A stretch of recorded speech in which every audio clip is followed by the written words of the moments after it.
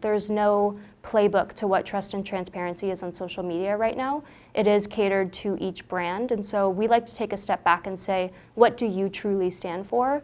And more importantly, what are the things that you're not proud of? We need to know what's behind the curtain, because if there is something behind the curtain, we're going to have to face that and be very mindful of that, because the internet knows everything.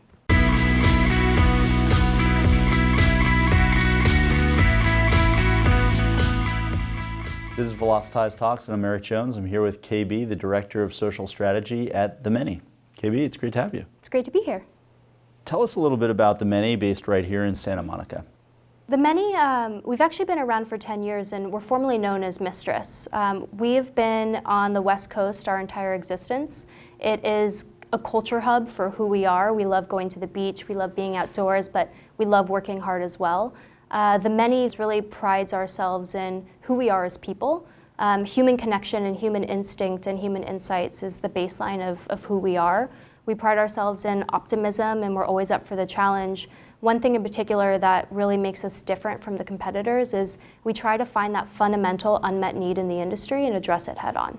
You penned an article for Ad Age last year, I'll call it mindful social. Fair. Warning, brands to sort of be careful about, trolling. And what advice do you have for your clients in sort of, wading into that world and dealing with real-time social? Yeah, so the term real-time social is an interesting one because social is only known as real-time.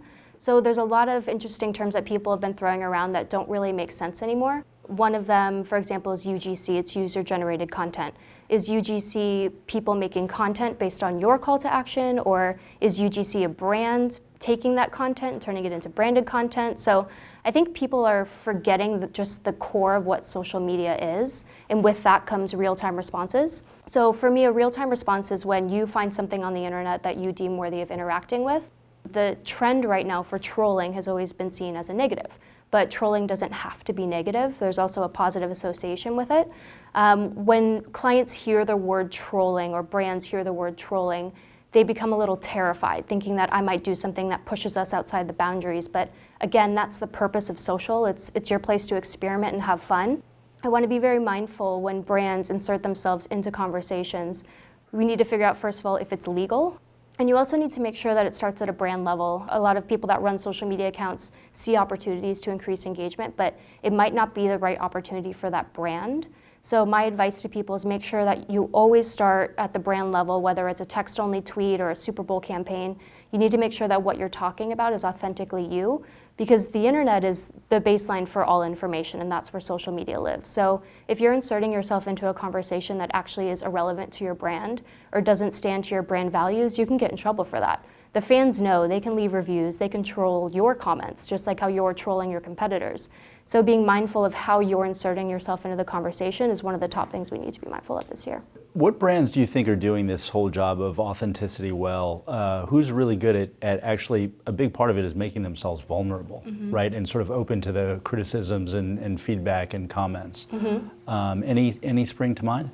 From a bias perspective, I think Qdoba is doing a great job. We've been working with them for quite some time, and they're so mindful with who they are. They've never lost sight of their brand values, and one thing that Qdoba really focuses on is we are good people. We have great product, we have amazing flavors, everything is authentic and real for us. So I think Qdoba is doing really great staying in their brand guidelines, but also taking it a little step further every year to push the boundaries. Another obvious one, Wendy's has always done a great job.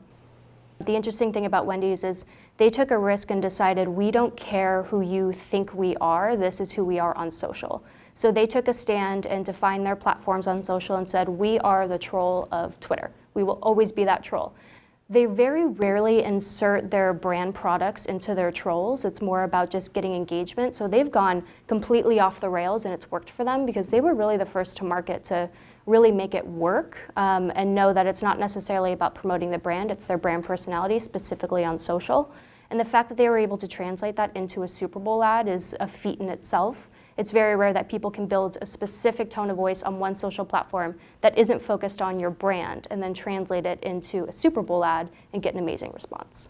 Tell us, in fact, about some of that award-winning work that you've done, both for Qdoba and also for FX Networks, where you got, you successfully were, garnered a Shorty Award. Yeah, absolutely. One of the reasons why we were able to win awards is because who the clients are. They're willing to take risks, they're willing to listen, they're willing to test things out. For FX, they're always pushing the boundaries, and when we were able to work with American Horror Story, we knew this was our chance to do something fun. So we spent a lot of time exploring what the actual topic and strategy was behind American Horror Story for this season in particular, and it was all about the apocalypse. It was in the teaser, so we were allowed to talk about it. When you work on TV shows or movies, you have to be very particular about how not to spoil a plot line.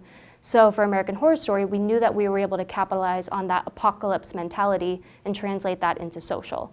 So we ended up blacking out their entire posting strategy that they've done for years. They have millions of followers and everyone loves their content. They love reminiscing, and we said, the past is gone, the apocalypse is here, you can't go back now. So we ended up blacking out their entire platform and turning it into static imagery. The first thing that would happen in an apocalypse is everything would go dark. When the, TV and radio and things slowly start to pick up, in theory, if they did, everything would be static and nothing would make sense.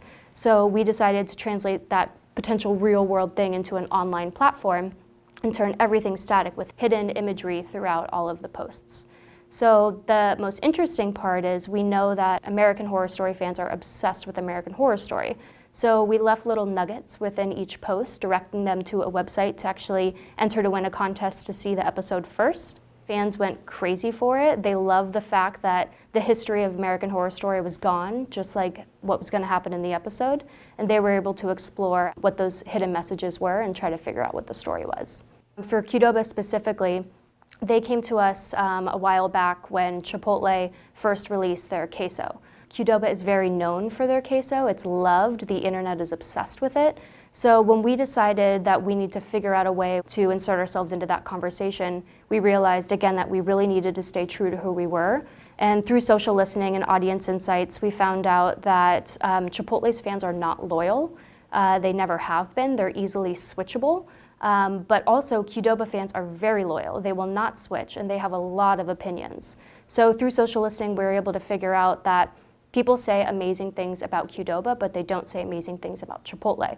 So we decided to take their words and turn them into our words. So again, making sure we're in that legal boundary of, what could go wrong with someone with lots of lawyers and billions of dollars. We were able to spin it, this negativity around trolling, into a positive experience where we highlighted the stories from our fans about our queso instead of focusing on the negativity of the Chipotle conversation. We talk a lot today about transparency and trust, and social is obviously, good at potentially inspiring transparency. How do you counsel brands to, think about that and, help them deal with what's sometimes an uphill battle in terms of, garnering that trust from their customers? Trust and transparency go hand in hand, especially on social media. Websites, I think, will always be around because of this. We like to say that Instagram is the new .com. It's the first place people go to experience what a brand is. But if they want to learn more, they need that central hub to figure out what the truth is behind the brand. So a lot of the time, the transparency does come out through websites. There's just not enough character counts in social media to be constantly transparent. With that being said, you do have the opportunity to be transparent through every single piece of content. Some of our clients, their actual brand positioning is transparency. So for them, it's very easy for us to dictate what a social strategy will be and what the output would be for every single post, because every word matters. But it really depends on what transparency means for that brand. In your position as the head of social strategy, you're awash in all sorts of data. Mm-hmm. How do you blend kind of the art and science of data and sort of your own creative instincts, mm-hmm. and sort of your gut feeling about what might work with a certain audience or demographic? There's an interesting approach that we take at The Many, and it's complete integration. There was a lot of silos in the past for what strategy is, for what creative is, and that just could not exist in this world right now. So for me specifically, I know everything I can know about who the audience is. For brand strategy, they know everything that they need to know about who the brand is and what the world is today. So we're constantly combining those two strategies into one, and the output is truth that it will work. Obviously, we want to test everything in qual and make sure that there's nothing awry, but making sure that we're using everyone's brain in the room has been really, really impactful for us, because we are looking at all of the white spaces, all of the things that could go wrong, what's the reality of the internet, as our baseline to figure out what we should do strategically and within content. For social in particular, the thing I find most important is figuring out who the audience is and what their feed looks like. A lot of brands are trying to figure out what their competitors are doing. What are the beacon brands doing? Who should we strive to be? For me and our company, we like to look at what the feeds are of our consumers. You don't have to compete against your competitors. You have to compete against the influencers, the celebrities, the media properties, the buzz feeds. They're the ones that are breaking up the feed. So trying to figure out what is impactful to that audience within their current feed is something that we also try to strive for. And how about, if you were to counsel a brand to, if they, let's say they specifically want to target Gen Z. Never heard that before. Yeah. Probably every week, right? Or every Yes. day, maybe even. What are the new platforms that are actually, that you find are resonating with that particular demographic? And what's the type of content, perhaps more importantly, that you see resonating more effectively with that group, that generation, versus even millennials? For us, and me in particular, it's not necessarily about what platform, it's about the reality of who the human is again. We always come back to the human insight of who they are. Gen Z might love gaming, but they might not be on Twitch. They might only like multiplayer games when they're having conversations with their friends online. So you can't necessarily target them on a social platform. You have to go out into the game to figure out how to target them through that platform. So this is much bigger than social. It's about digital, figuring out where your audiences actually are and authentically integrating there. With that being said, the budgets get a lot higher, so it gets a little bit more difficult to target people there. But in terms of platforms, I'm a huge TikTok fan, especially for this demographic. Huge fan of Twitch. I'm a huge Reddit fan as well. So it really depends on who the brand is. You can't just target Gen Z if you're a shampoo. And if you are, then you have to figure out a way to use Instagram. You can't join TikTok as a shampoo unless you have a brand personality that fits that platform. So again, it all comes back to the customization of who the brand is. I'm kind of curious for your thoughts. We're reading about Instagram potentially doing away with the count numbers on posts and things like that. What are your thoughts, your initial reactions around that? I think it would be extremely exciting. I think every client would hate me to say that, but as an industry, I think it would be one of the most interesting changes that's happened in quite some time. We built this social currency where your self-worth is based on followers and likes, and your KPIs are followers and likes. At the end of the day, it might not be actually about that. It's about one-to-one engagement. It's about building your community. Driving one sale is just important as in driving 10, because those 10 might never repeat. That one might repeat 10 times.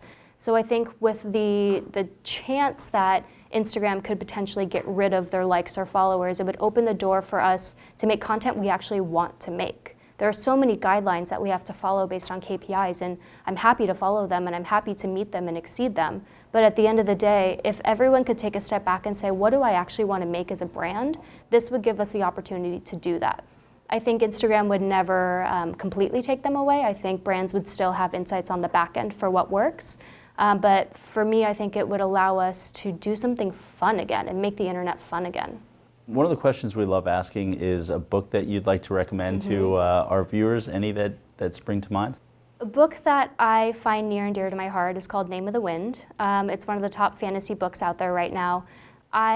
Since I work in social, I like to leave the world sometimes. And I've been a fantasy fan my entire life, and being able to dive into something that doesn't exist is something that I've always really enjoyed, because the internet didn't exist, social media didn't exist. So there's all of these kind of connections between fantasy and social that I find interesting, because you get to make your own world on social. You get to redefine what something means. So for me, Name of the Wind is one of those books that I'm absolutely obsessed with and highly recommend. Even though the final book is 10 years in the making and we're still waiting, I still recommend reading that. That's awesome. Thanks so much, KB. Thank you. That was KB, the Director of Social Strategy at The Many.